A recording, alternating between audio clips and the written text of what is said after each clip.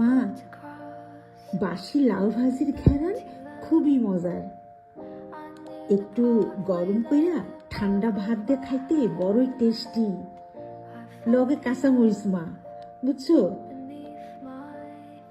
আরে বুঝলাম সবই, শুধুই বুঝলাম না তুই ইংরেজিও কস আজকাল।